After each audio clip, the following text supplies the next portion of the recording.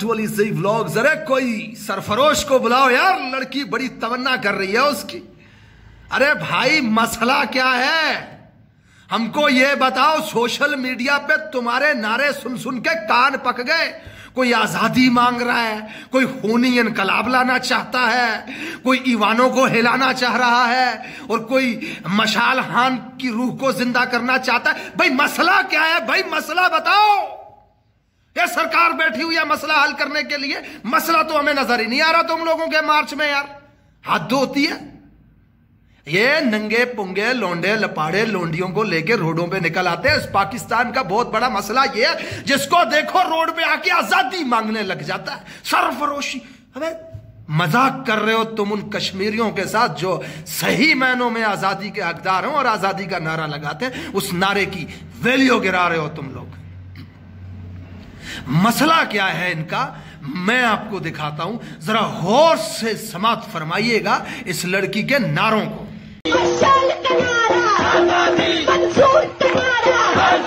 हाँ जी जनाब, समझ में आया। तो ये है इनका असल मसला कि जो आजादी मंजूर पश्तीन को चाहिए थी अब इनको चाहिए है।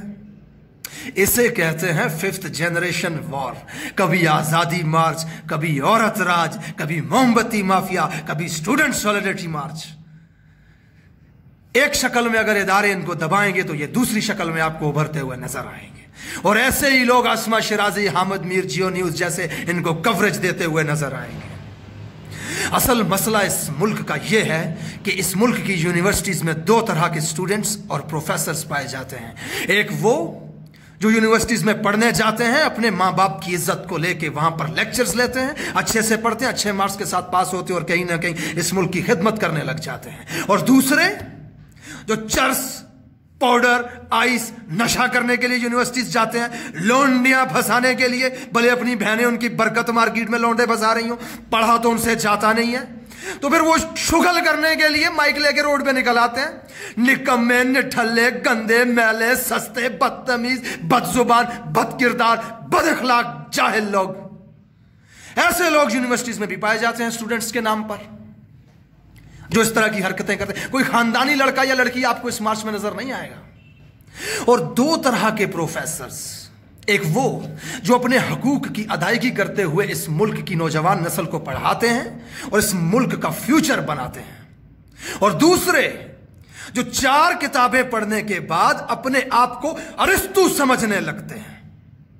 नाउजुबिल्लाह, खुदा की जात से भी यकीन उठ जाता है उनका। और ऐसे ही लोगों के लिए फ्रांसिस बेकन ने कहा था, the little knowledge of science will make you an atheist, but the deepest knowledge of science will make you believer of God.